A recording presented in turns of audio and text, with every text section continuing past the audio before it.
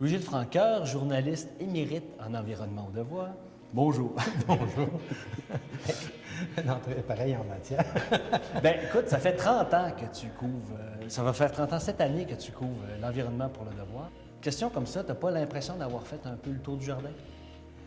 Non, parce que le secteur a tellement changé en 30 ans que j'ai eu l'impression, au fond, d'avoir au moins 3, sinon 4 billes différents. Au début des années 80, et les écologistes avaient des meilleures documentations à leur disposition que le ministère de l'Environnement. Alors, on parlait, nos interlocuteurs, c'était eux. Après, c'était l'institutionnalisation de la problématique environnementale.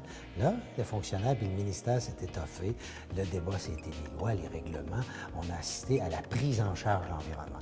Au début des années 90, c'était à la fois le début des grands problèmes internationaux avec la couche d'ozone, les pluies acides, et là, on tombait dans la grande politique, dans la politique internationale, avec les Américains, avec le reste de la planète. Avec le début des années 2000, là, c'est les entreprises qui sont interpellées maintenant dans leur façon de faire, dans les matériaux, l'énergie qu'ils utilisent.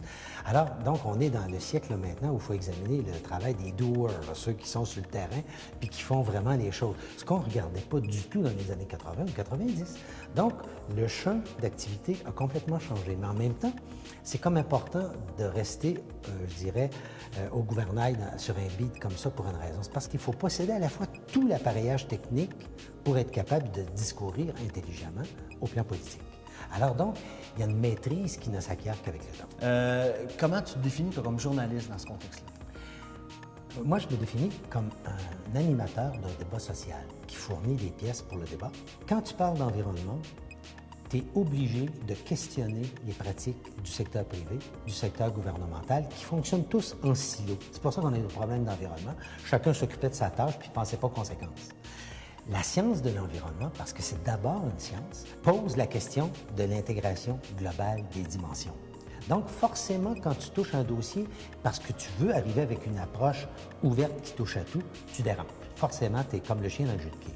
On t'aime pas, on te trouve trop critique, et on te dit, tu es un militant parce que tu poses ces questions.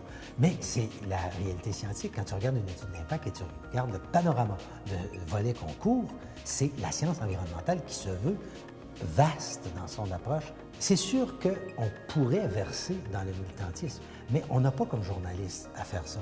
Ferais-tu le même métier si tu étais un jeune étudiant? Demain, je recommencerai. J'espère juste que je serai assez intelligent pour refaire le même choix. J'ai eu trop de plaisir à faire ce métier-là. Écoute, ça me passionne encore autant que je pense que quand j'ai commencé, puis peut-être plus parce que j'ai encore plus de maîtrise des outils de travail. Et ce qui fait que je trouve encore plus fascinant aujourd'hui de faire ce métier que je le faisais à 20 ans.